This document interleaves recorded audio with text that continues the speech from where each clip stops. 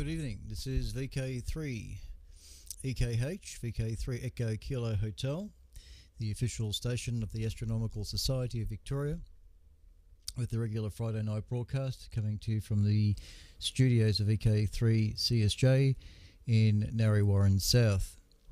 We are broadcasting tonight on 1865 kilohertz and also on the prime frequency 3541 kilohertz in the 80 meter amateur radio band. We're also streaming via the YouTube channel VK3CSJ. You go to YouTube and you can find the live stream on the YouTube channel. Just type in VK3CSJ on in the YouTube search engine, and you should be able to find it without a problem. There is no broadcast through the television repeater. Unfortunately, VK3RTV is currently off air due to maintenance, so hopefully maybe in the next week or so we'll be back on the Melbourne television repeater, the digital repeater in full HD, which will be really great. So all video representation is done via YouTube tonight, and of course it's heavily laced with images and a little bit of video. So my recommendation is, if you have a computer in your Radio Shack, to tune into the YouTube channel, so that you can at least catch up with some of the images that I'll be putting up on the screen from time to time. Meanwhile, I'm just going to check my audio is okay on 160, 1, 2, 3, 4, 5. Yep, okay. Just doing a very last minute check, making sure things are okay there. And also on 80, 1, 2, 3, 4, 5. Yep. As you know, I wasn't here last week. I think some of you may recall last week, if you recall. No, how's it go? Anyway, I was heading over to Adelaide to pick up an old Philips AM transmitter, and it took 8.5 hours to get there, and 8.5 hours to get back. So I did it all in the one trip. So fortunately, the Subaru seemed to make it okay, and the transmitter is an old Philips 1950s vintage transmitter, all valve, and weighs about 280 odd kilograms. So it just fit in the back of the Subaru with a pushed up part against the passenger seat. So it rattled all the way home. One of the panels decided to come unlocked, so it decided to do a whole lot of rattling. 8.5 hours, but it was a good trip. That particular weekend, Saturday, was the only good day out of doing a trip like that without any rain. The Adelaide Hills are a lovely spot. It's the first time I've ever seen anything of the Adelaide Hills, and I must admit that it was very similar to the Dandenong Ranges in some respects. So I almost felt like uprooting myself here from Narre Warren and thinking, yeah, I could find a little place here at Adelaide Hills. So to those folks out at Adelaide, South Australia, you've got a nice little location up there in those hills. It's quite nice indeed. Of what I saw of it, because it was only there just for a very brief encounter and then back home again. Anyway, the AM transmitter is currently designed to operate. It's an aeronautical transmitter. It's designed to operate on VHF. It's currently tuned to operate on 120 odd megs. So the idea is to remove the RF deck as it is and rebuild to operate on 160 AM. So that'll become the new AM transmitter for 160 here on the broadcast Friday nights. So as a result, I'm transmitting SSB on 162, by the way. Normally AM, but unfortunately my linear amplifier up there has decided to take a decided disliking to a constant carrier. So it's mainly for SSB, those linears, really. Enough of that. Thank you for listening in tonight. We'll see you all next week. We've got a jam-packed thing tonight, so if I can get it to 11 o'clock, I'll be very, very surprised.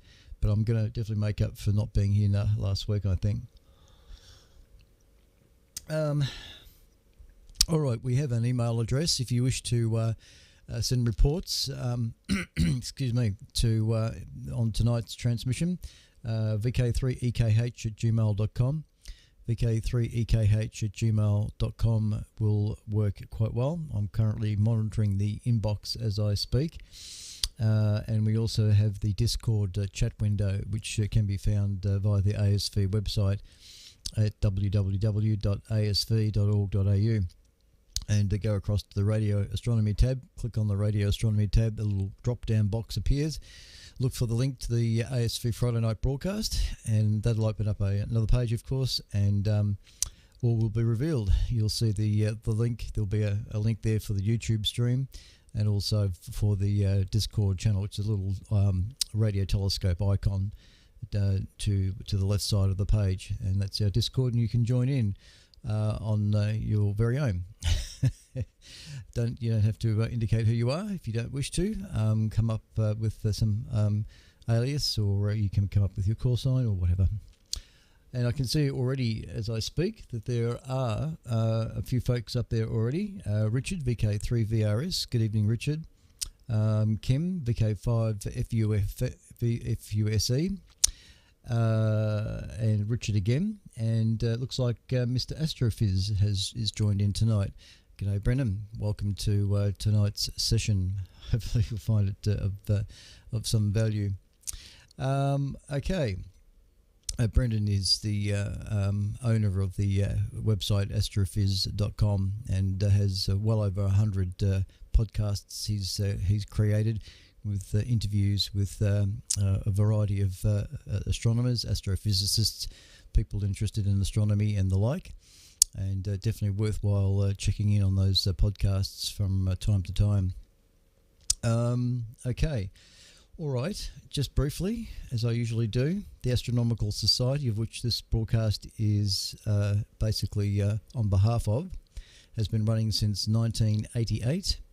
The Astronomical Society of Victoria, founded in 1922, comprises well over 1,600 members throughout Victoria, the other states of Australia and overseas. Membership of the Society is open to all persons with an interest in astronomy. The Society's objectives are to encourage the study and practice of astronomy, to disseminate the knowledge of the science and to provide greater facilities for the study among its members.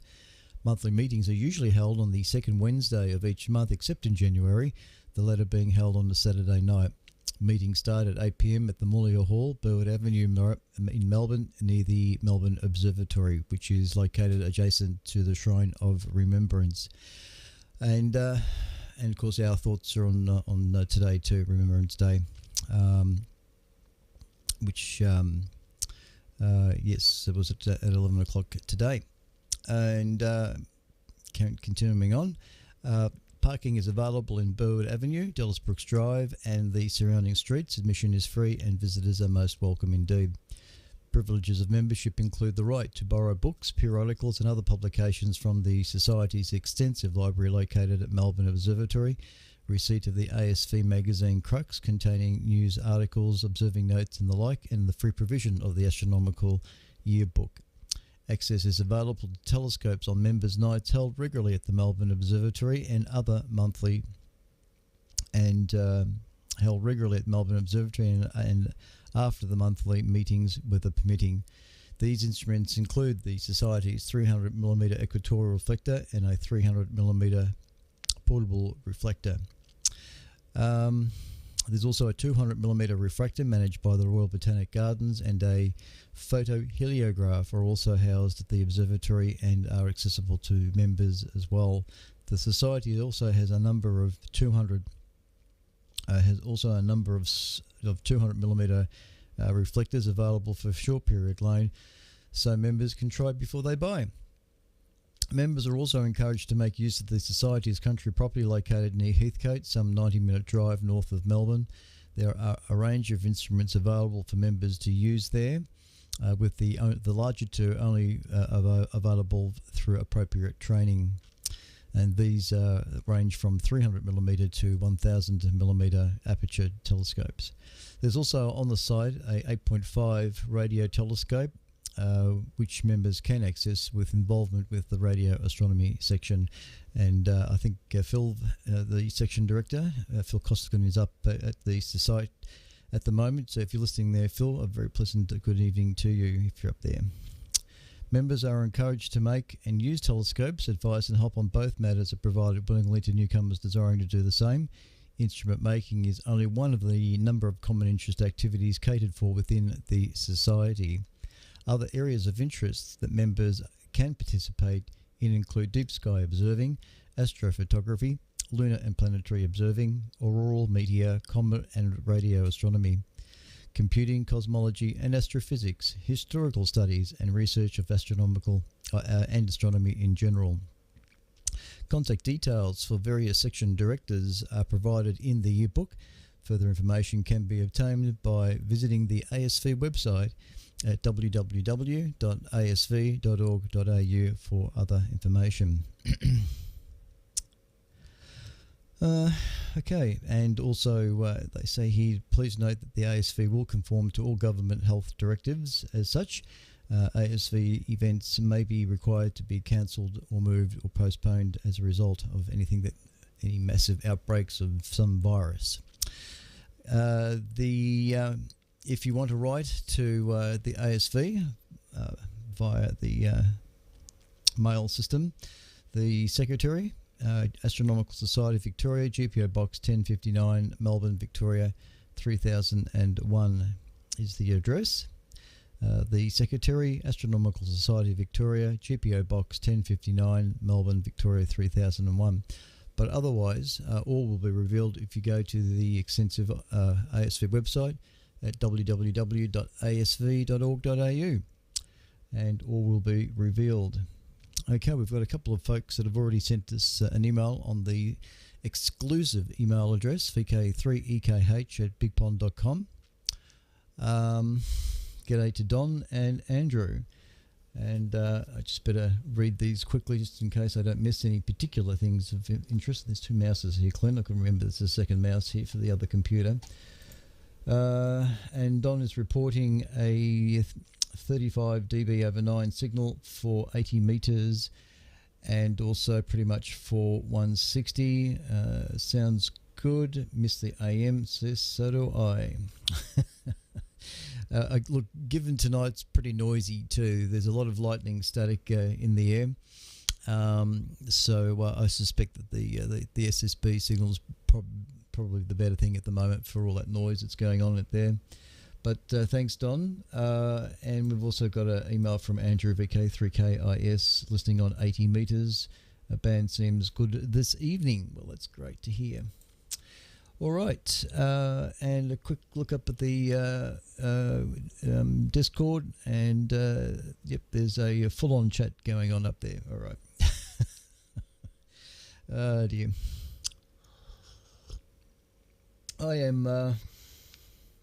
I'm going to run out of time. I can see that. It's past, and it's already quarter past. All right. Okay, the first thing on tonight is because it is the beginning of the month, we have sky notes from the planetarium to go through, and which I'll make as quickly as possible because the sky notes alone can often take almost 25 minutes to read out. So I'll see if I can just sort of streamline it a little bit. This is ASV Radio, VK3EKH, brought to you by VK3CSJ in Narre Warren South. All right, now there was an image here. Oh yes, okay. Can I have that please? Thank you. And that's ready to go. All right, so Sky Notes basically starts off courtesy. I think Tanya Hill is the lass is still preparing these Sky Notes. So thanks to Tanya Hill if she's doing all this still. I know she's still pretty much involved with the Science Works planetarium setup. Sky Notes November 2022 upcoming events. So, all right, it's been and gone, the total lunar eclipse. And if you haven't seen a total lunar eclipse before, and I laugh because you should by now. There it is on the screen. I wonder if my mic level is a bit low on the YouTube. 1, 2, 3, 4, 5. No, that's not. It didn't move. 1, 2, 3, 4. 1, 2, 3, 4. 1, 2, 3, 4. 1, 2, 3, 4. Yep, that's brought it up a little bit. Sorry about that. I just noticed that the level on the YouTube stream was a bit low. Okay, so there's the lunar eclipse as it was, and this month's total lunar eclipse will occur on the night of November 8. As for all lunar eclipses, this will be during a full moon, when our neighbour passes through Earth's shadow, which forms a long narrow cone that extends beyond the moon's orbit. Weather permitting, you can enjoy the full moon, followed by the total eclipse and the full moon again for the remainder of the night, which was pretty much the situation in most places. Where I was here in Narre Warren, we were a little bit clouded out, but we did manage to see it between the clouds. Anyway, so there it is, a beautiful total lunar eclipse as captured, well actually this one apparently it was captured on the 27th of July 2019, so that's not exactly the one that occurred this week, but it looks pretty similar, so you'll just have to take my word for it. Anyway, so there it is, that's what a lunar eclipse looks like, which is almightily good. Okay, continuing on with Sky Notes. Alright. Okay, so we're going to talk about, so that's totality, yes, okay. Alright, sunrise and sunset times. Alright, for this month. On the 1st of November, the sun rose at 6:13, setting at 7:54. On Thursday, the 11th, have they got those days mixed up, I think that was meant to be Friday. They got Thursday the 11th here. Often I see little mistakes like that. No, anyway, it should have been Friday. Friday the 11th, the sun rose at 6:03, setting at 8:05. On Sunday the 21st, it's rising at 5:56, setting at 8:16. And by the end of the month, on Tuesday the 30th, the sun rises at 5:52 and sets at 8:25. So our evenings are definitely getting longer with that extra little bit of daylight, which is good. Moon phases. On Tuesday the 1st of November, been and gone of course, was the first quarter, and on Tuesday the 8th there'll be a full moon with the lunar eclipse been and gone. On the 17th of November, Thursday the 17th, there'll be a third quarter phase, and then by Thursday the 24th it'll be a new moon. On Monday the 14th is the lunar apogee, furthest from the Earth at 404,921 kilometres. And on Saturday the 26th of November is the lunar perigee, nearest to the Earth at 362,826 kilometres. Quickly with the planets, Mercury is not visible this month after emerging from behind the Sun, but will return to our pre-dawn sky in January. Venus is similarly too close to the Sun after its passage behind the Sun. However, in January it will reappear at dusk in the west as the evening star. Mars is moving to opposition, where it will be directly opposite the Sun as seen from Earth. It continues to be visible from midnight early in the month and progressively earlier each night until by the end of the month it will rise at 10:30 p.m. It will move across the northern sky before fading in the early dawn light. Actually, Mars is at its closest approach at the moment, I believe. Although it's probably been and gone by now, but it is still relatively close in conjunction with our orbit, and it is looking nice and bright in the sky at the moment. That definite red tinge that you can tell Mars. Jupiter is bright and easily seen from around 8:30 p.m. in the northeast after it transverses the northern sky before being lost to view in the west by 3 a.m. Saturn can be seen as a pale yellowish object high in the northeast from 8:30 p.m. early in the month before setting around 2:45 a.m. By month's end, it'll be visible from 9 p.m. and set in the west by 1:30 a.m. Meteors in November. 2 meteor showers can be seen, the Taurids and the Leonids. If viewing conditions are favourable, it is possible to see perhaps 10 to 15 meteors per hour. The Taurids peak in the first week of November and can be bright, slow-moving, and include colourful fireballs. They appear in Taurus near the Pleiades star cluster and also close to the red star Aldebaran. In some years, the activity is higher than usual at 10 per hour. The Leonids appear in the constellation of Leo, which rises in the northeast around 4 a.m. These meteors enter the atmosphere at high speed, leaving trains that can last minutes. They are seen from the 30th to the 20th of the month, but peak on the morning of the 18th. They result from our planet intercepting the trail of particles left behind by Comet Tempel-Tuttle as it orbits the Sun every 33 years.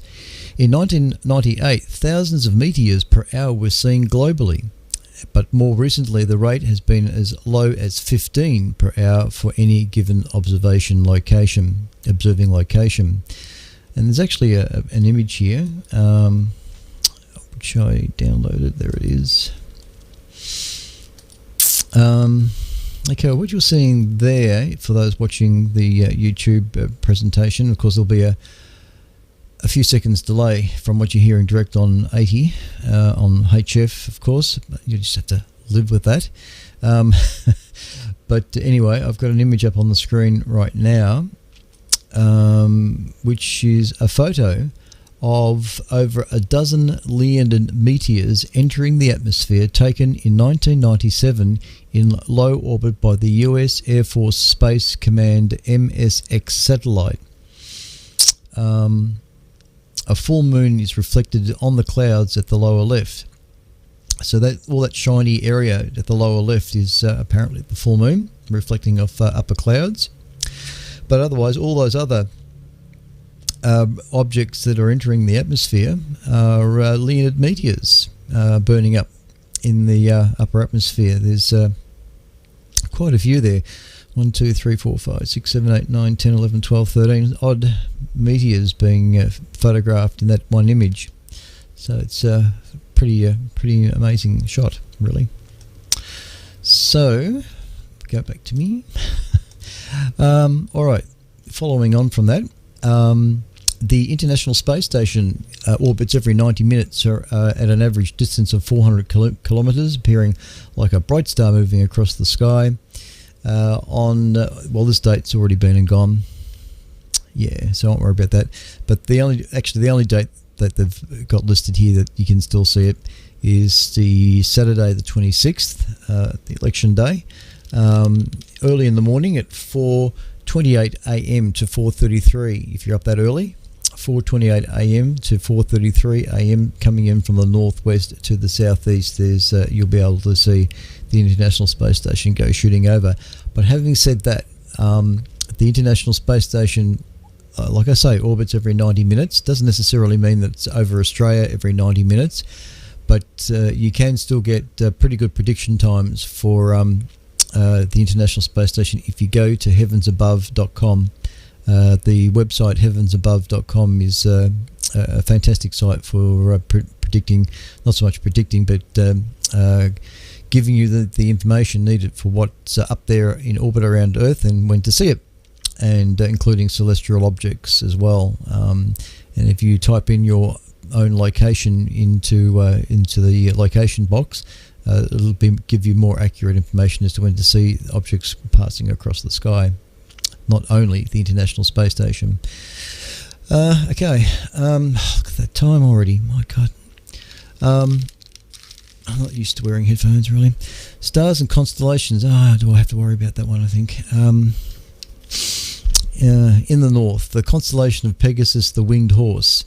That's a good song, that.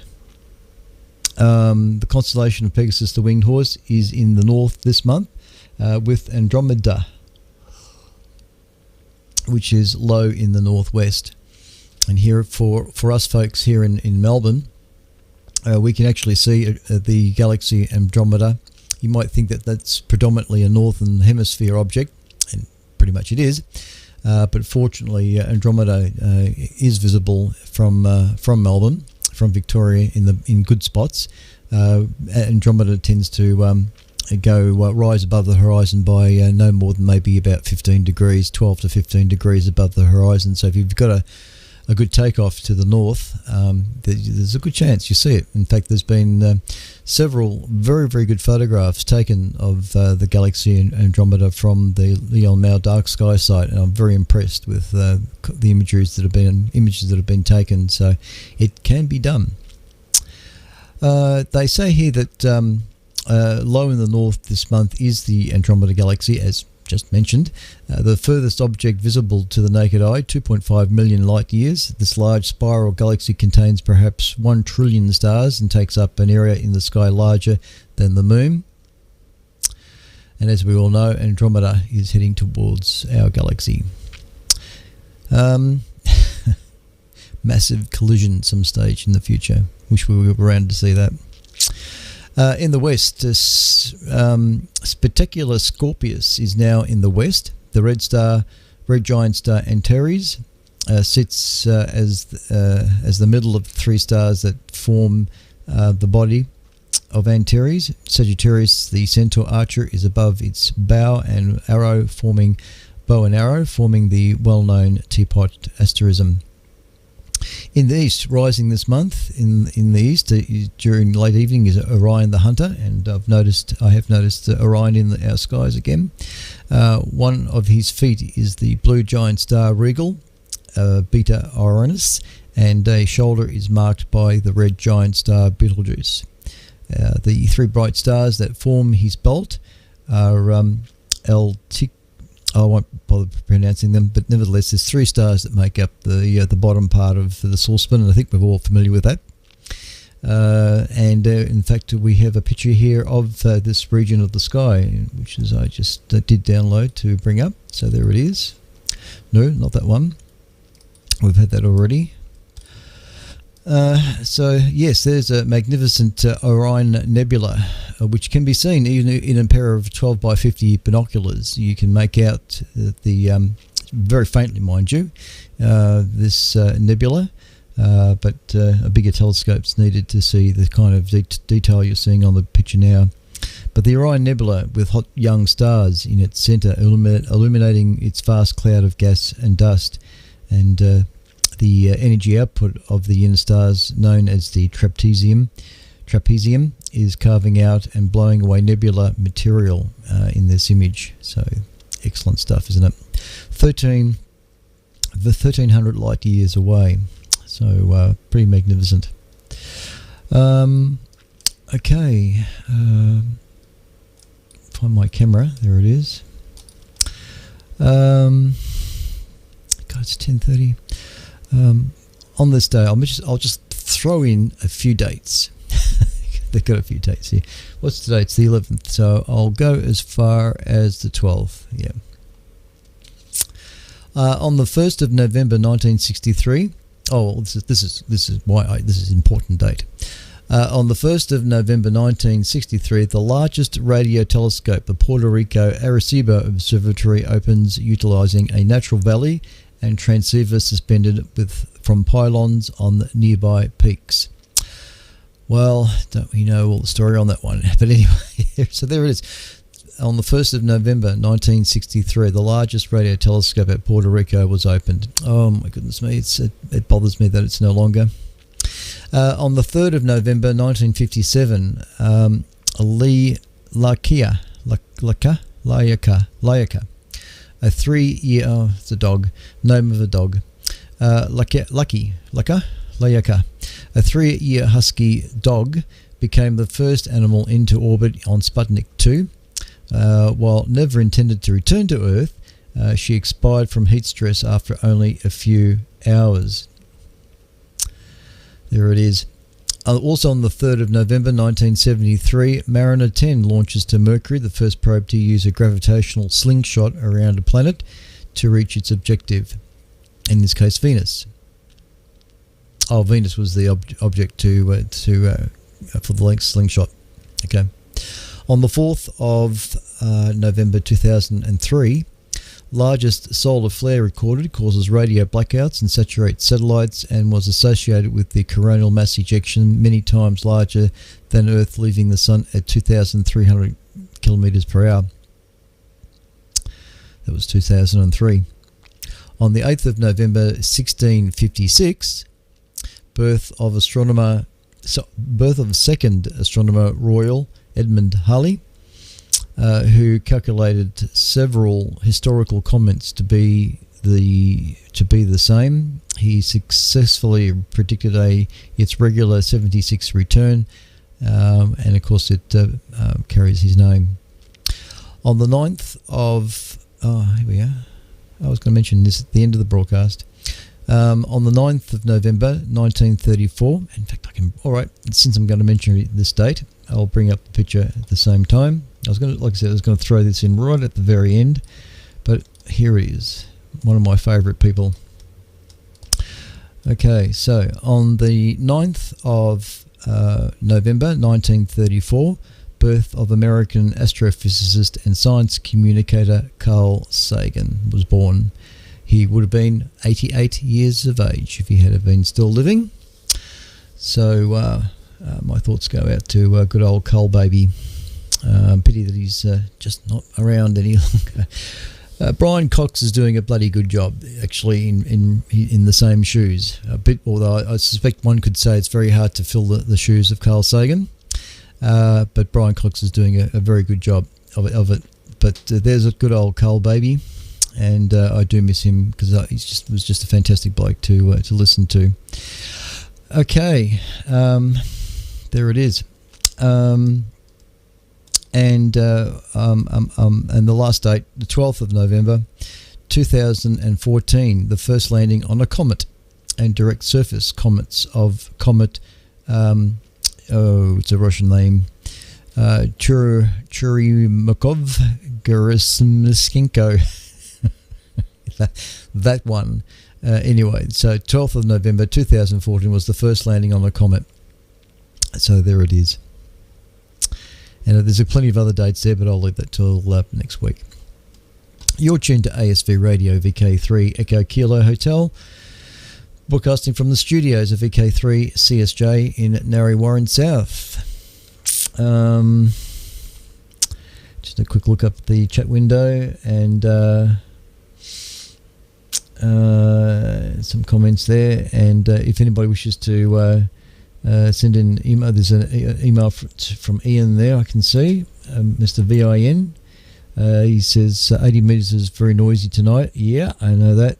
Static is strength 8 to 9, but you are getting over it with a 10-20 over 9 signal. Good, excellent. I'll speak up a little bit more louder into the microphone. So yeah, if anybody wishes to send signal reports or whatever, VK3EKH at ASV, sorry, VK3EKH at gmail.com. That's it. VK3EKH at gmail.com. Alrighty then. Trying to move along now because I know straight away there's going to be articles I'm not going to read out tonight, so I'm going to try and streamline it. The next thing I was going to go on about is let's see.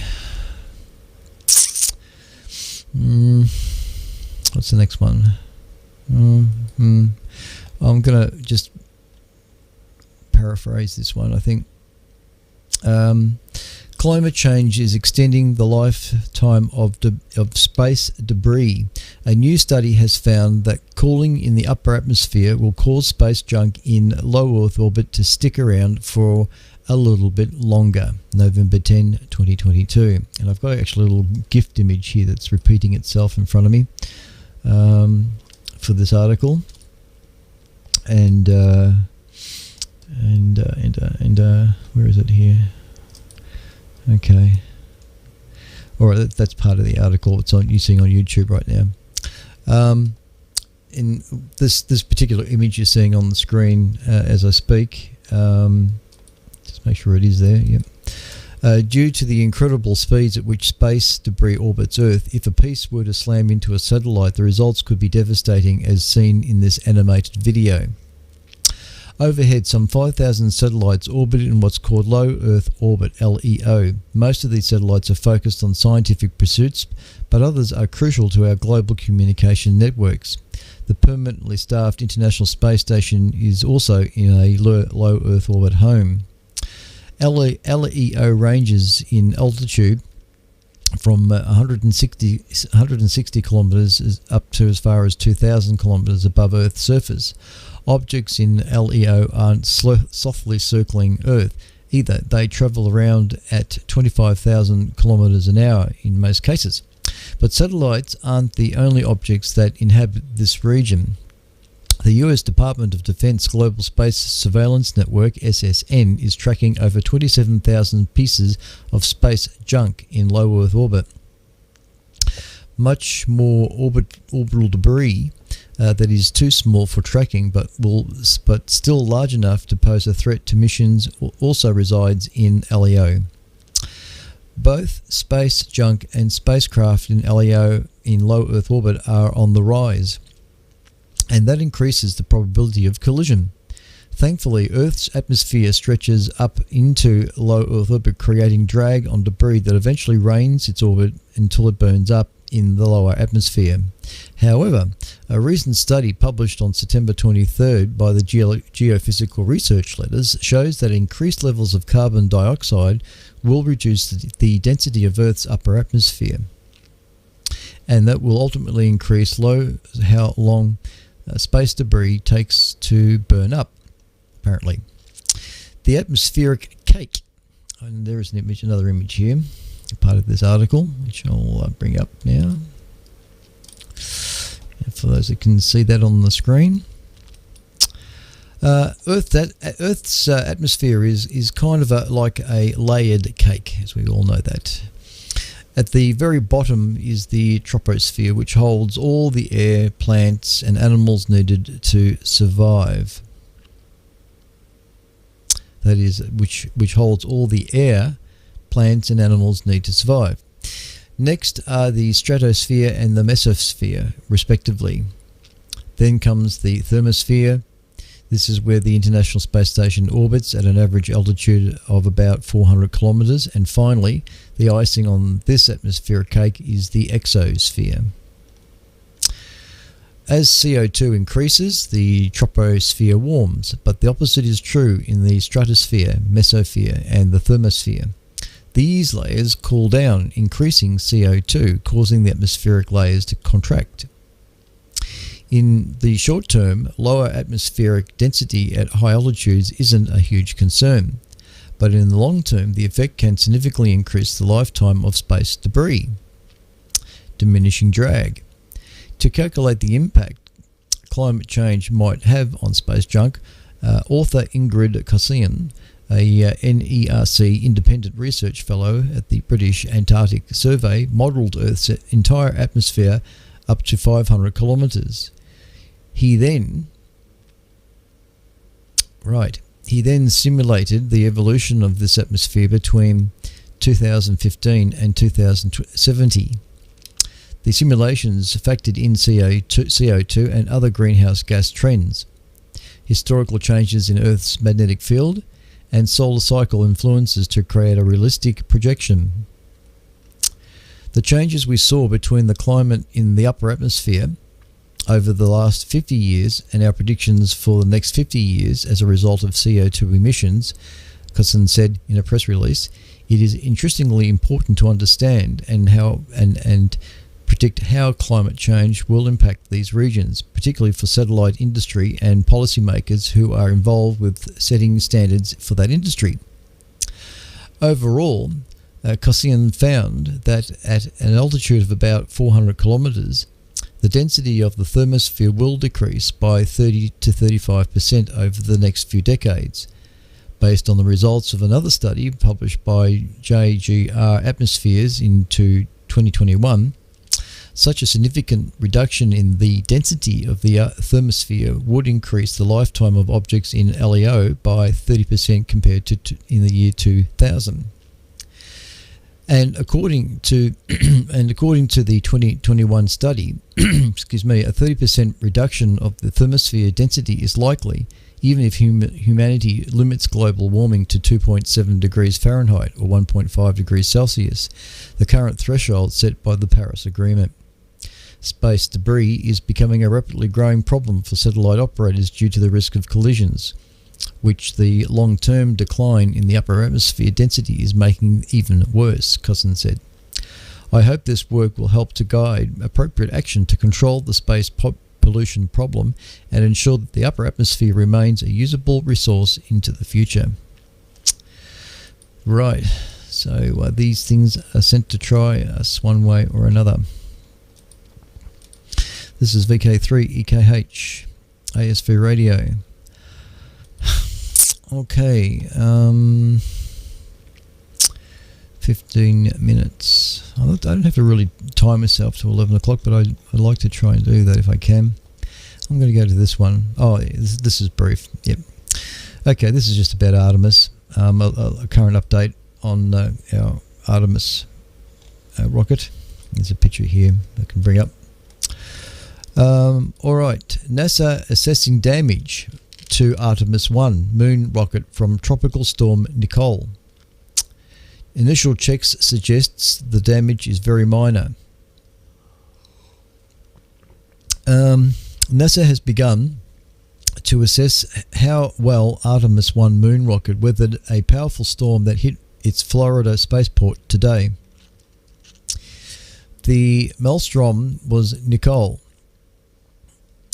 which slammed into Florida's Space Coast Thursday morning, 10th, as a Category 1 hurricane, but weakened to a tropical storm as it moved inland. Nicole's wind and rain lashed the Artemis 1 vehicle, which is sitting atop Launch Pad 39B at NASA's Kennedy Space Center. The Artemis 1 Stack, a Space Launch System SLS rocket topped by an Orion crew capsule, appears to have made it through the ordeal mostly unscathed, according to NASA's officials. Our team is conducting initial visual checkouts of the rocket, spacecraft and ground system equipment with cameras at the launch pad. Jim Free, Associated Administrator for the Exploration Systems Development Mission Directorate at NASA's headquarters in Washington, said via Twitter on Thursday afternoon. He said, "Camera inspections show very minor damage, such as loose chalk and tears in weather coverings." And he added the team will conduct additional on-site walk-down inspections of the vehicle soon. Sensors at Pad 39B recorded peak wind gusts of 132 kilometres an hour at an altitude of 18 metres. My goodness. During Nicole's passage, Free said. Those wind speeds are within the rocket's capability, he noted. We anticipate clearly the vehicle for those conditions. We anticipate clearing the vehicle of those conditions shortly. Indeed, SLS is designed to handle winds of up to 137 kilometres per hour at the 60-foot level. That's interesting. Artemis 1 will send Orion on an uncrewed trip to lunar orbit and back. NASA is gearing up to launch the mission as soon as Wednesday, November 16. It's unclear if Nicole has changed its calculus. Free's Twitter post didn't mention the schedule of any possible changes to it. Weather has already kept Artemis 1 on the ground longer than originally had planned. The mission was supposed to fly in late September, but NASA rolled SLS and Orion off Pad 39B back to the KSC's vehicle assembly building during Hurricane Ian. Artemis 1 rolled back out to Pad on November 4. Nicole's approach caused NASA to push the planned launch back by 2 days, from November 14 to November 16. But mission team members opted to keep the rocket on the pad during the landfall of the storm, which grew to considerably stronger than early forecasters had predicted. With the unexpected change to the forecast, returning the vehicle assembly building was deemed to be too risky in high winds, and the team decided the launch pad was the safest place for the rocket to weather the storm. As its name suggests, Artemis 1 is the first mission in NASA's Artemis program of moon exploration. If all goes well on Artemis 1, Artemis 2 will launch astronauts on a mission around the moon as early as 2024. Artemis 3 will then put boots down near the lunar South Pole in 2025 or 2026 if the current schedules will go to plan as such. So there's an update on our Artemis 1. Let's just hope that things go well with that. Alright, you're tuned to ASV Radio, VK3 Echo Kilo Hotel, the official station of the Astronomical Society of Victoria, with a regular Friday night broadcast. Now, as we all know, James Webb Telescope has been bringing back some absolutely superior images. And this is one here that you can see on my YouTube channel. James Webb Telescope captures the eerie image of the so-called pillars of creation, first imaged by the Hubble, I think, and of course now being seen in superior detail by James Webb. Taken by the James Webb Telescope's MIRI instrument, the haunting shot highlights the copious dust visible in the pillars when viewed in mid-infrared light. Magnificent, isn't it? NASA's James Webb Space Telescope carried out yet another magic trick when it released its latest image of the pillars of creation, which makes thousands of stars seemingly vanish. This stellar disappearing act was made possible thanks to the James Webb Space Telescope's mid-infrared instrument MIRI, which is particularly sensitive to many layers of gas and dust that call the pillars of creation home. Although you can't see many stars in this unique image of the pillars, but they are there. It's just that the stars typically don't emit much light at mid-infrared wavelengths, instead primarily glowing in ultraviolet, visible and near-infrared. For instance, JWST also captured another recent shot of the pillars of creation using the near-infrared camera NIRCam, which reveals a myriad of red stars forming within the pillars. The mid-infrared light may not reveal many stars, but it is fantastic at unmasking the dense regions of gas and dust. The red regions toward the top of this image are areas where dust clouds are relatively diffuse. Meanwhile, the blue-grey pillars are very dense regions of dust, with the coolest and the densest areas appearing the darkest. By imaging the pillars of creation with James Webb's instruments, astronomers aim to figure out exactly how much dust is actually in this region, as well as what that dust is made of. Although scientists have pretty good models of the pillars of creation already, by more precisely determining their structure and composition, astronomers will better understand how these dusty clouds incubate newborn stars until they are ready to burst forth into the cosmos. All right, 9 minutes to 11. History. Oh yeah, some of you might have noticed this on Channel 7 tonight. I've got a little bit of video that I can run while I read this out. Channel 7, probably any of the news feeds probably feature this, actually.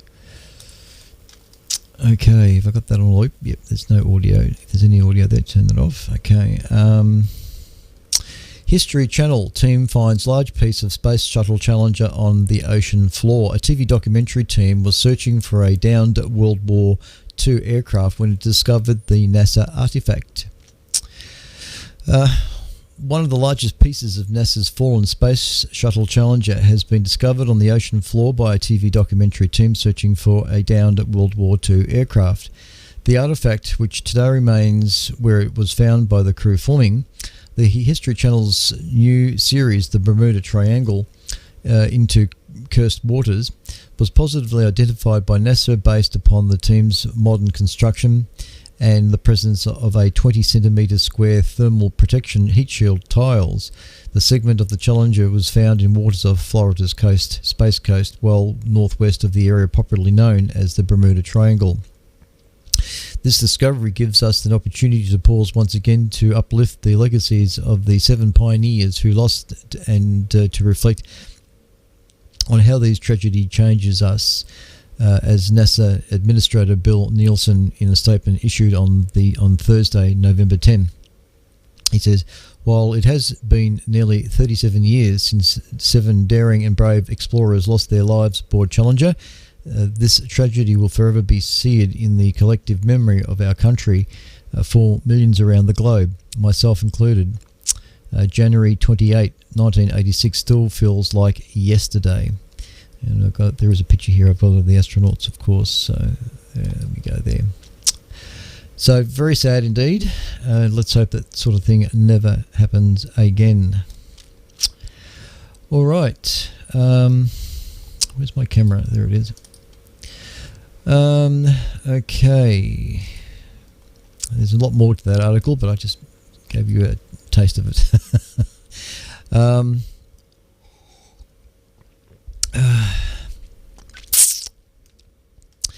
was going to also... it's not a very big article, actually. I could probably squeeze it in the next 5 minutes. Okay, let's bring up the image. Where are you? There it is there. Okay. What is this, you may be asking yourself, for those watching the TV, the YouTube stream.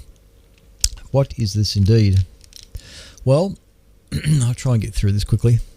The world's largest iceberg is getting swept away from Antarctica to its doom. Satellite images show 14 hours ago. The article was published 14 hours ago. The Drake Passage contains a fast-moving ocean current that will send the mighty berg on a one-way trip to its watery grave. After slowly drifting around Antarctica for more than a year, barely melting, the world's largest iceberg could soon be set on an accelerated course towards its eventual demise, a new satellite image reveals. The gargantuan ice slab known as A76A is around 135 kilometres long by 26 kilometres wide. It is the largest fragment of the world's previous biggest iceberg, the Rhode Island size A76, which broke off from the western side of Antarctica's Ronon ice shelf in May 2021 and later fractured into 3 chunks. On October 31, NASA's Terra satellite pictured a photo of A76A floating in the mouth of the Drake Passage, a deep waterway that connects the Pacific and the Atlantic Oceans between Cape Horn in South Africa and South Shetland Islands to the north of Antarctic Peninsula. The image shows that the girthy berg is currently sitting between Elephant Island and the South Orkney Islands, both obscured by clouds in the image, at the southern end of the passage, but its trajectory hints that it will head further north into the waterway in the coming weeks. Normally, when icebergs drift into the Drake Passage, they quickly dragged eastward by strong ocean currents before being whipped northward into the warmer waters, where they completely melt soon after, according to Earth's observatory. To date, A76A has travelled around 2,000 kilometres since breaking off from the Antarctic Peninsula in 2021. The berg has managed to avoid substantial ice loss during its journey so far. Data collected by the US National Ice Center in June revealed that A76A is almost exactly the same size as it was when it fractured from its apparent berg more than a year ago, according to the Earth Observatory. However, it is unlikely to remain intact much longer because the Drake Passage is renowned for sending icebergs on a one-way trip into the watery graves. The main reason for this is the Arctic Circumpolar Current, ACC, Circumpolar Current. It's the only current that flows entirely around the globe, and it contains more water than any other current on Earth. The ACC, which runs from west to east through the Drake Passage, transports between 3,400 to 5,300 million cubic feet, 95 and 150 million cubic meters of water every second, according to Britannica. As a result, wandering icebergs or wandering bergs that enter the Drake Passage are swiftly dragged away from the Arctic and dumped in warmer waters, where they soon melt away. There's one other image just here to show.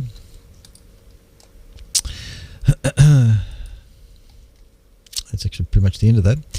The ACC is not the only ocean current that helps determine the fate of icebergs. Other smaller currents also play a key role in the distribution and eventual destruction of wandering ice masses, but researchers are still trying to understand exactly how. Yes. Okay, enough of that. I thought it was an interesting one to reflect on. Very interesting, the things that go on south of us. Okay, now I'm going to jump ahead here a bit. I'm going to leave that till next week. If you could shrink down to the size of an atom, what would you see? Doesn't that sound like an interesting thing to talk about? If you could shrink down to the size of an atom, what would you see? I'll leave that till next week. All right. And I'll go straight to spaceweather.com, I think. Okay. Spaceweather.com. What's up in the sky happening at this stage, in the space, that is to say? I've got a picture of the sun. Let's bring the picture of the sun up. The current disk of the sun. There it is on the screen as we speak in full HD, near enough at least. What's space weather saying? Okay, the solar wind currently is at 330.4 kilometers a second at a density of 12.11 protons per cubic centimeter. The current disk of the sun that you can see there has 5 sunspots on the disk of the sun as we speak.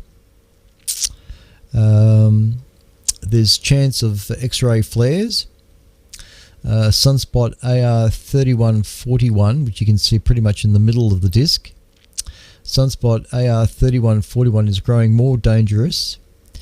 During the past 24 hours, it has developed an unstable Delta-class magnetic field that harbors energy for X-class solar flares.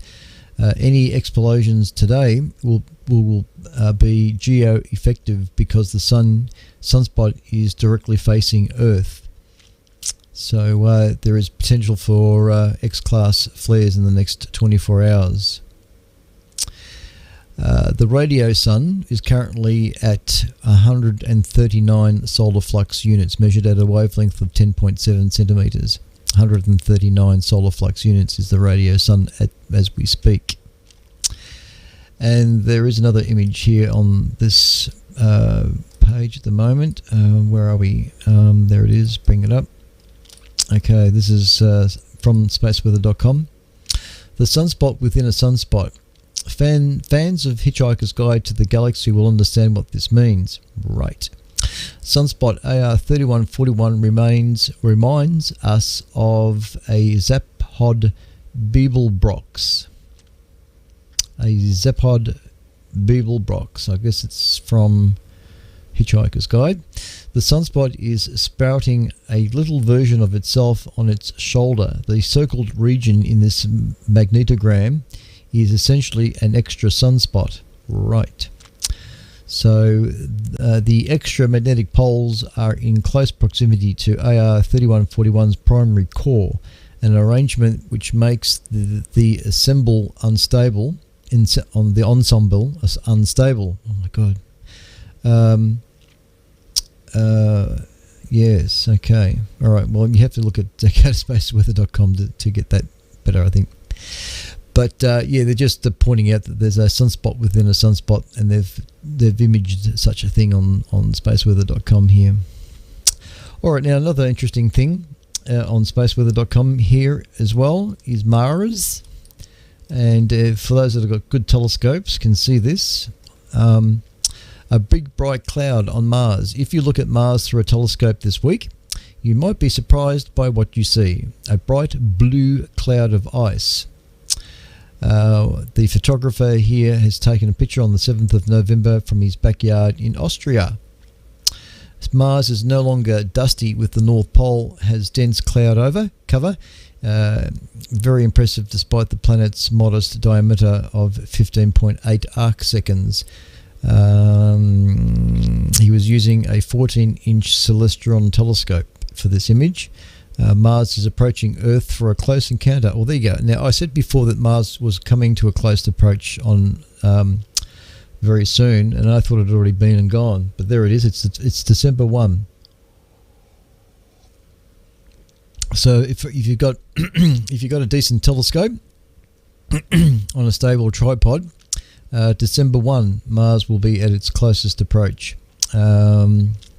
Between now and then, Mars will double its brightness in magnitude by minus 1.9. Excuse me. And there it is. So there's a beautiful image of Mars. That's pretty much how you would see one through a decent telescope. A 14-inch celestron would do that. So I might just drag out my celestron. All right. So the next thing is the latest auroral oval over the South Pole. And there it is. It's the current aurora glow over the South Pole, with a tendency to be reaching up towards Tasmania there. But I don't think there's I don't think there'll be any auroras being seen from the skies here in Melbourne. It's not that active at the moment. All right. What else is there in space weather? Oh, yeah, so I actually saved this image as well, so I'll bring that. Why not? Okay, so that's a picture of the sun, yet again. But this one here focuses on a filter, which shows a definite indication for regions in the coronosphere of holes, what they refer to as coronal holes. And in this image that you're seeing, which is photographed on the 11th of November, they say there are no significant coronal holes on the Earth side of the Sun. So that's the Earth side of the Sun facing us now. Okay, and the last thing that I usually always refer to is the potentially hazardous asteroids. As of the 11th of November 2022, there are 2,314 potentially hazardous asteroids. I was about to say something, but I won't. But there it is. So that's spaceweather.com. If you go to spaceweather.com, you'll be able to read up on all that in further detail. And they've got Captain Kirk hanging off a balloon in the upper atmosphere there too. Anyway, that's another story. All right, ladies and gentlemen, it's 6 minutes past the hour. Thank you very much for being with us this Friday night on the 11th of the month. And I was going to try and show you pictures of this transmitter that I picked up from Adelaide last Friday, and it's actually embedded in an email. I'd have to take it off and get it into vMix. So I'll do that next week. I'll show you what this transmitter looks like. It's a real museum piece. I'm just glad to have something like it. Anyway, ladies and gentlemen, thanks very much for listening tonight, and we can see that we've got a report that's coming in from Dallas. Wake up, mouse. Let me just see what Dallas is saying here. Dallas is VK5 Whiskey Alpha. He says, thanks, Clint, listening on 80 metres. Have to go. Would have called in on 80. Cheers. No worries. Yeah, no worries, Dallas. Thanks very much for the quick email. Much appreciated. So there it is. To everybody up on the chat window there, Kim, VK5FUSC, Richard, VK3VRS, Astrophys, if you're still listening there, Brendan, thanks for listening in. We'll try and squeeze a podcast on the Friday night session in the next coming weeks. I'll find one that's nice and juicy. And Kim's saying something about receiving signal. What is it? The best on 80 metres with a vertical polarisation. Oh, okay.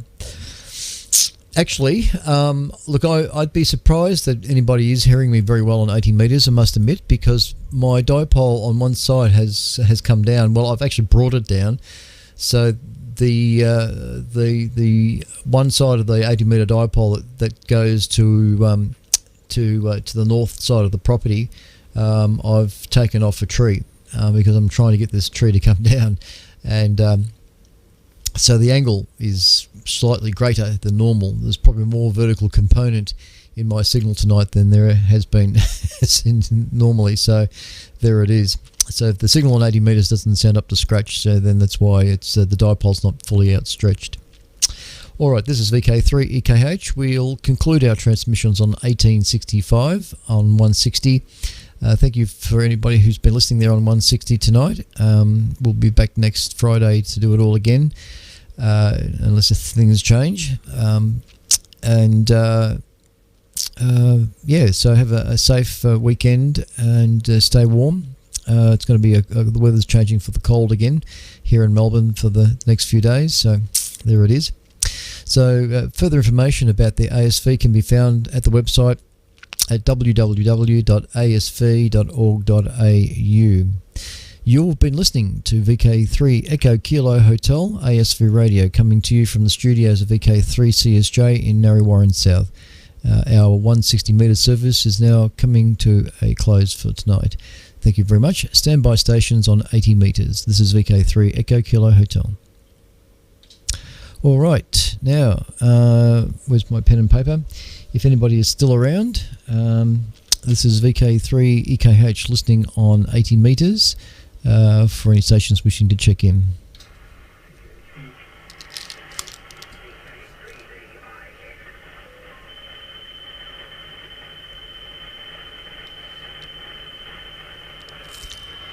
Okay. Oh, I've taken my headphones off and now it's really weird. Yep, I'm on 80. VK3JR and VK3VIN. Is there any other stations wishing to check in?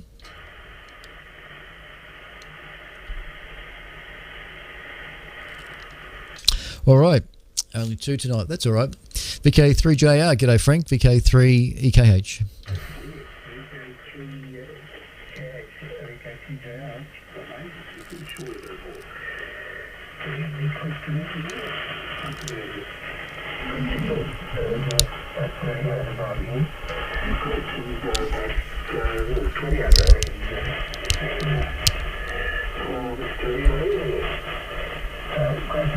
Thank you, much appreciated, and I don't have any other comments. Everything is just thanks for that. I also do sometimes a sunspot number. This is not the number of sunspots per se, but it's just a sunspot intensity or something like that. It's likely to be something between 50 and 100, that sort of thing. I think so. Could you just make a comment on that,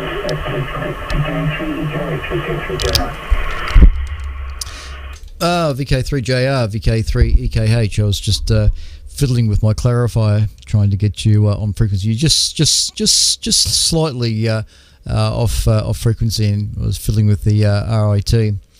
Sunspot number is 79. I think that's what you're asking, and I didn't mention that. Sorry. But from what I can see on today's spaceweather.com, the current sunspot number is 79, which was updated today, basically. So I think that's what you're asking, and you said forgot to mention that. Does that sound about right? VK3JR, VK3EKH?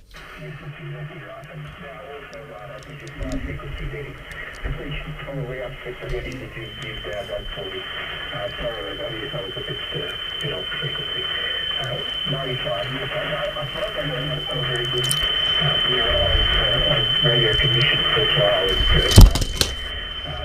thank you. Appreciate it if you could read that out every week.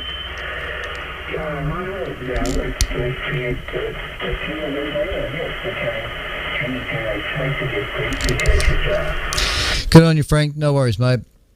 Is Steve going to be later on tonight on 160? Fantastic. All right. Thanks, Frank. Ian, VK3VIN, VK3EKH. Go ahead.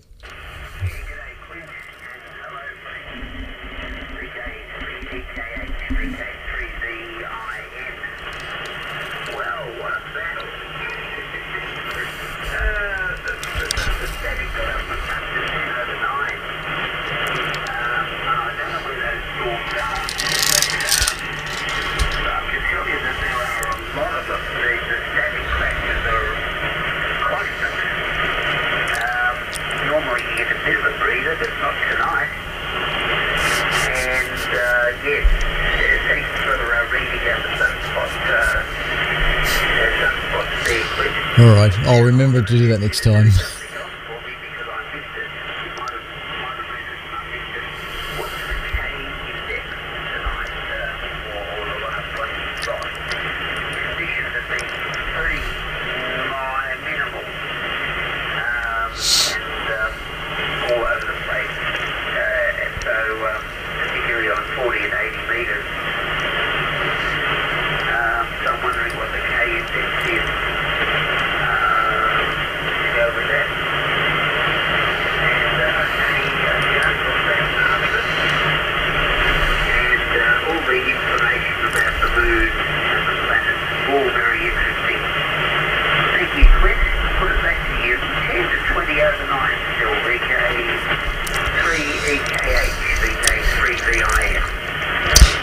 Yeah, no worries, Ian. VK3VIN, VK3EKH. You are right about the static. It's full on, isn't it? There's lightning crashes happening, multiple lightning crashes per second, and it's pretty full on. It is making communications on 80 and 160 almost impossible tonight. So I don't blame if stations were struggling on 80 meters. Yeah. Anyway, that's another reason why I run the YouTube stream, and I really must get my sound, the audio stream side of things working as well. I can hear myself coming through somewhere in here too. 1 2 1 2 1 2. I think I've got RF coming out of a speaker here somewhere. I can hear myself coming through somewhere in the background. The K index, all right. Yeah, look, that's another thing that it's another particular indication that I haven't really mentioned before, but I do see that spaceweather.com does have that a planetary. This is what they refer to as a planetary K index. I'm really too sure. They've got an explanation here, but what they say here is the planetary K index now, KP equals 3. So I'm not sure if these figures mean anything to you, but the K index at the moment is 3, number 3, and it's referred to as quiet. The 24-hour max is still KP3, and it's still referred to as quiet. Yeah. So I'll take note of that. I'll take note of all that information. Solar wind, the protons. I could even throw in X-ray solar flares there as a reading. Maybe not. Sunspot number. Yep. Okay. The radio sun. I always felt the radio sun was worthwhile. And they have a whole heap of stuff here, really. K index as well. All right. No worries. We can do that. And they've got a little. Oh, yeah. I'm just discovering a few things because I don't usually look at these, but they have also NOAA forecasts for flare, Class M percentage, percentage possibility of a Class M and a Class X flare. I had a quick look to see if Tamitha had any videos updated, and she did last week. If I had to run a broadcast last Friday, I would have had an updated report from Tamitha, but it's now 8 days ago, so it's now well and truly out of date. So I didn't really worry about running her broadcast as such. Hopefully, she might have one for next week, perhaps. Yeah, so I wasn't here last week. As I mentioned, I went to there was a musical program running at the local theatre here at Fountain Gate Shopping Centre. It's called Bunjil.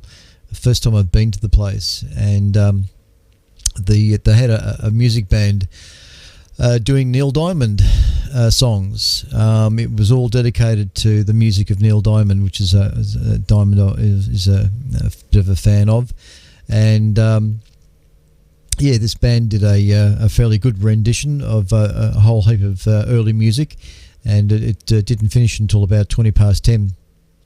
So it was quite good. Anyway, that was last Friday, and all very good. Anyway, on that note, if there's nobody else wishing to check in, we'll close down the transmissions for tonight. This is VK3 Echo Kilo Hotel, listening on 80 metres for any other stations wishing to check in. VK3 Hotel Kilo. Okay, go ahead, Steve. G'day to you, VK3HK, VK3EKH.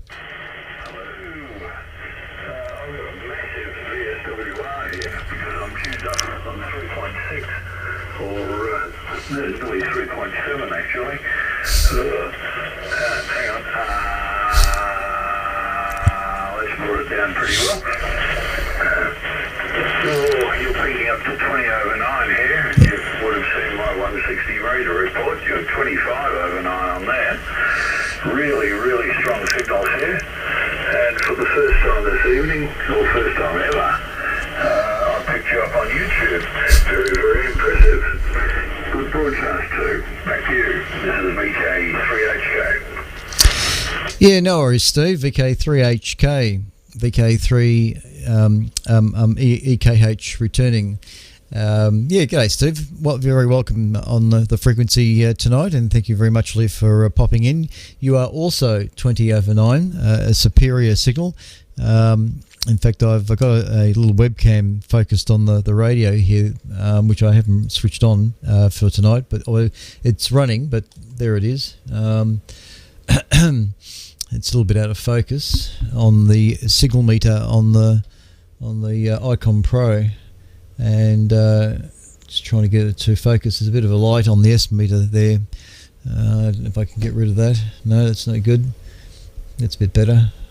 Just. Yeah, so I've got a little webcam focused on the front of the Pro 3, so folks can see their signal strength if they wish, for those that are watching the YouTube stream. Yeah, thanks, Steve. Good to hear you again. Like I say, you're 20 over 9 too, and as well, and excellent stuff. And thanks for the report for 160. Yeah, look, I'm forced to run SSB on 160 at the moment because the linear has decided to revolt against 1 hour's worth of carrier, so of AM. The 5725Bs are giving up the ghost. So, but very soon I shall fix that with that beautiful AM transmitter that you've seen. We'll get that sussed out to come up on 160 on 1865 as well as 1825, and it should produce a nice AM signal for sure. So there it goes. All right, thanks, Steve. Anything else? VK3HK, VK3EKH? Yes, for sure. Yeah, okay, I fully understood about the 572 TVs, etc., that piece of gear, we've discussed this before, it's not meant for continual service, which you were doing. No wonder it's tired. I'm surprised it hasn't melted. Boy, oh boy. But the sideband signal on 160 metres was beautiful, beautifully clear, terrific audio because of the mic you're using, etc. Stop playing with that. Dear. Unfortunately, there's a bit of a lag between my signal and the YouTube one, but if I keep on looking, I'll see it go up. There was something else I was going to mention. Oh, yes. Having not seen the YouTube thing before, most interesting, I could see all the gear behind you, and I'm thinking to myself, keep a close eye on that gear, watch for smoke. There was none. Okay, I'll let you go. You're obviously pretty tired. Have a shower, jump in the cot, get some sleep. Thanks for the broadcast once again, VK3EKH, VK3HK. Yeah, good on you, Steve. VK3HK, VK3EKH returning. Very good. Thank you very much for the report and the quality and all that side of things. And that's the only issue about the YouTube stream is the massive delay between listening to me on 80 and the vision side of it. I would normally be broadcasting through the Melbourne TV repeater. I know that's a completely separate thing, basically, but the Melbourne television repeater is a HD repeater. And so everything that I put to air visually goes over the repeater in real time. There is a bit of delay as a result of the digital processing aspect, but not as bad as it is over YouTube. So we just have to live with that. Anyway, thanks, Steve. We might be up on the Coffee Break Net tomorrow morning. So if you're around tomorrow morning with Gus and others, we'll probably see you there. Otherwise, it'll be Monday on the Coffee Break Net, 11 o'clock. Cheers, Steve. Thanks very much, mate. Good to hear you. This is VK3EKH, the official station of the Astronomical Society of Victoria, concluding transmissions tonight on 3541 kilohertz. Unless there's anybody else wishing to call in, we shall see you all next Friday. This is VK3EKH. Nobody else. Okay. All right. No, there's too much static. I'm not sure if it was a station there or not.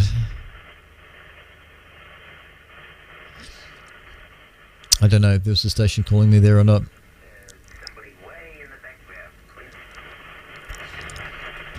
There was somebody there, was there? We'll try.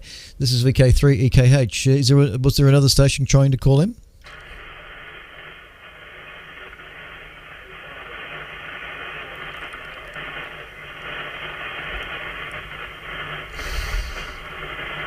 Yeah, sorry, I can tell there is somebody there, but it's just a tad. Well, it's the band noise. It's the problem. There's so much static. I'm having all sorts of hassles. So you're welcome to send me an email. VK3EKH@gmail.com. VK3EKH@gmail.com to let me know who you are. Sorry, there's just too much lightning static at the moment. The band is just crazy with noise. So unless you can hear them there, Ian.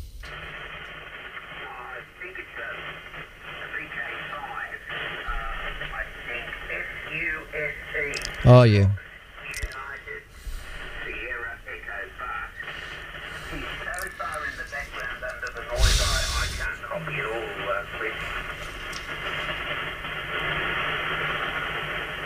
Yeah, that's Kim. That'll be Kim. VK5FUSE. He's trying as much as he can. He's if that's you, Kim. He's sent me a little note on the Discord chat window. He's amazing, James Webb. No worries. Yeah, but I'm not sure if that's you, Kim. But if it is, you're really in the noise tonight. So hopefully next Friday there won't be any lightning static to fight with. All right, I'm out of here. Cheers, guys. VK3, EKH clear.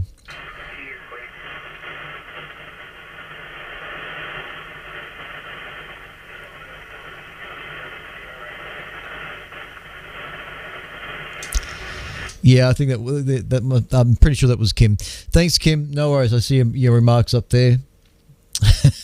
Worth a try. Again, if it wasn't for the lightning static, we'd hear you for sure. So it was worth a try. Cheers, mate. VK3, EKH clear. All right, this is. Oops, they lost me pen. Thank you, everybody, for watching tonight. Turn that down. God, the lightning static is really bad. I'll go over to my webcam so you can see. There it is. The kind of static. That this is 80 meters. So you can see I'm constantly getting 9 to 10 over 9 static, lightning static. And you can see on the band scope how each time there's a lightning strike,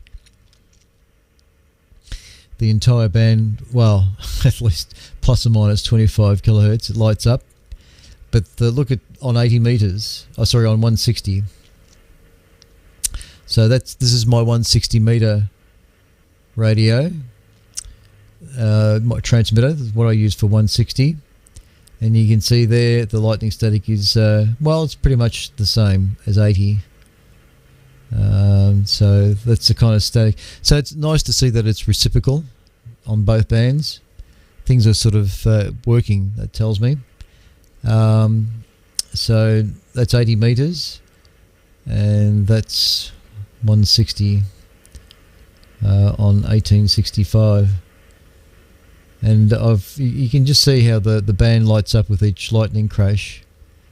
Really quite amazing. So they're the two transmitters that I use for 80 and 160. It's what I refer to as HF1 and HF2.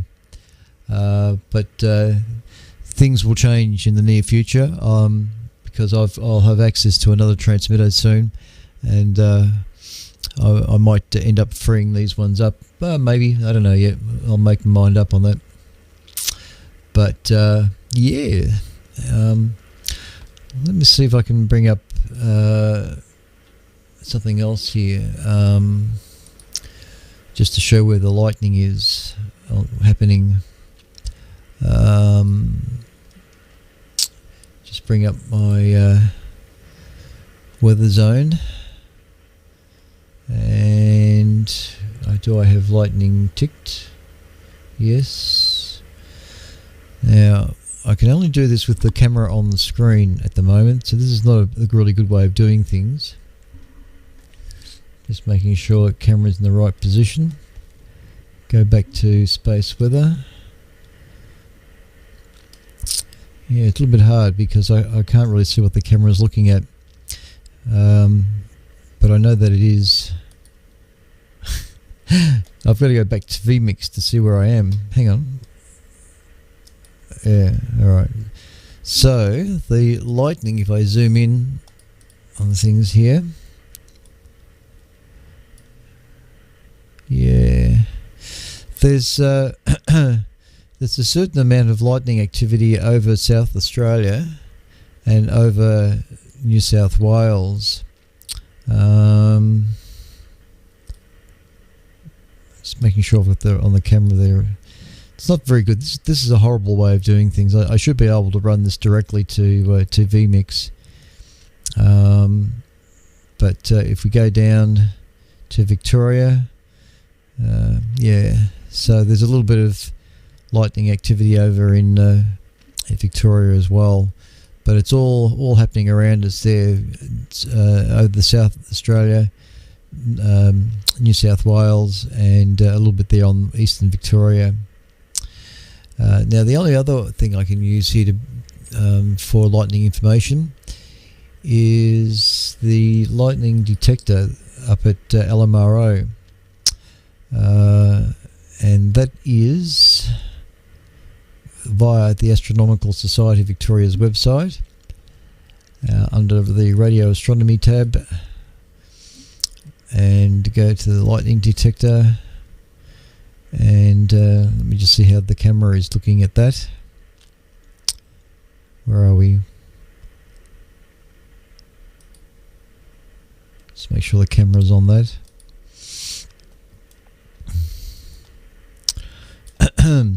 Alright, so you can see I should be able to run this straight to vMix actually, instead of having a camera on the front of the computer screen. But you can see all those little crosses there are lightning strikes, and all those, you can see how the system is detecting lightning strikes as I speak. All the detectors around Australia are picking up on lightning activity. So there's lightning activity out in Northern Territory, South Australia, as I said before, New South Wales, and there's a little bit there at Far East Gippsland. So this is a real-time detector, although again it's delayed because of the internet. Can't help that. But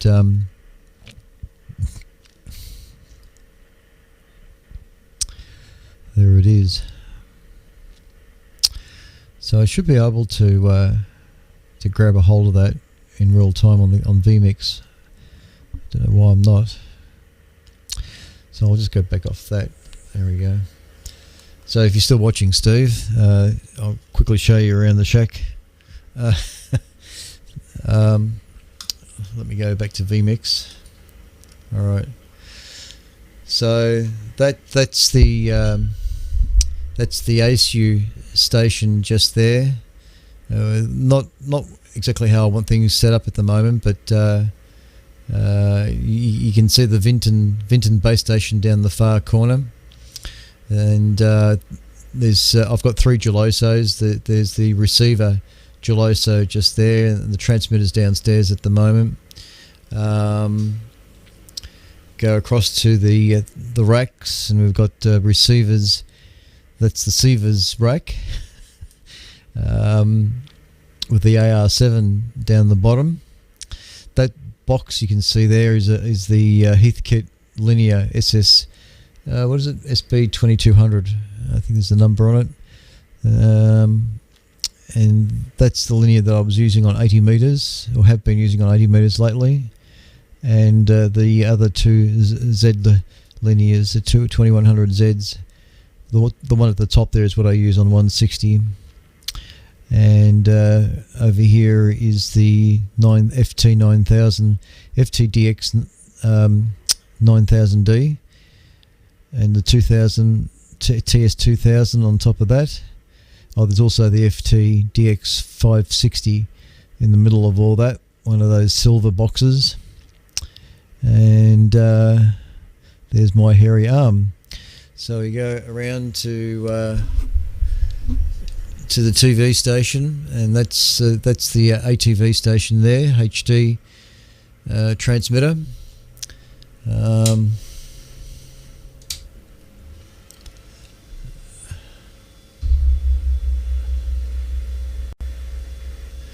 If I can get the exposure to go right.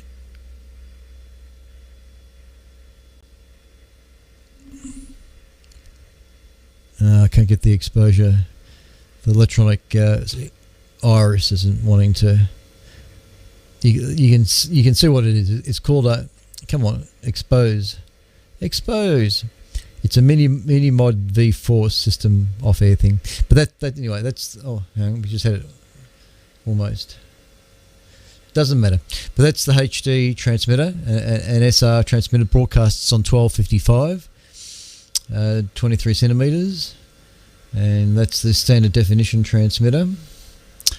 And there's my Anan 8000 SDR, which I must get into service. It's a very expensive box, that, and I've only used it a handful of times. but I must get the NN8000 fully operational, and I will do that. I will do that in due course. There's the TV that I use to monitor the repeater on, TV repeater, and there's a dusty monitor there. This is the EQ that I use for both these transmitters here. So I've got two EQ plus devices. One that's for 80 meters, and that's for 160 meters. And as you can see, as I speak, the level meters indicate as I talk 1 2 3 4, 1 2 3 4. So that's the pre EQ that I have for both wirelesses. That's what I use for that. And of course, then there's the mixer as well that I have everything going through. And if it was daytime, you'd be able to see outside the window there to the car below. The car's just down there, and right out in the far distance, you'd be able to see the back of the property where the 160 meter vertical is. But of course, you can't really see that because it's dark outside. So and there's me with my long hair. Anyway, at the microphone. So and of course, then I've got the JVC camera, which is on a tripod just in front of me. So there it is, Mr. Steve. That's if you're watching all that. You might have gone to sleep by now and turned everything off. So I'm probably doing this in vain. Anyway, to all the other listeners out there and watchers, you've just been entertained, I think. So there it is, and this is these are the clocks on the wall that I use too. So one's, oh look at that, it's strobes. Oh, the strobe on the camera is not agreeing with that LED clock very well.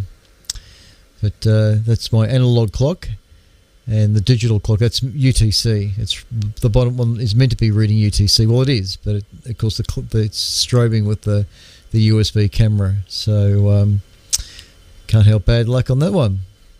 So yeah, there it is. Coming up to the hour. 2, 1. There it is. Oh, what a waste of time. Anyway, all right. I'm going to go downstairs now and have another cup of coffee. And I've been getting into Suits, American lawyer drama. 9 seasons it's gone for, and I'm only just picking up on it right now. As a recommendation, Suits. Watch Suits. It really is a good show. I'm enjoying it immensely. Happy birthday, Carl Sagan. This is VK3EKH, VK3CSJ on the microphone, ASV Radio, concluding transmissions on YouTube tonight. Thank you for anybody who's still watching out there. And we'll be back next Friday to do it again. We'll be doing the WI broadcast Sunday morning at 10:30 local time. We'll be doing the visual representation of the Wireless Institute broadcast, so don't forget that one. Anyway, cheers everyone, take care. We shall fade to colour bars, and then a black screen, and that'll be it. It'll be all over, Red Rover. Anyway, cheers everyone, take care. Thanks for watching.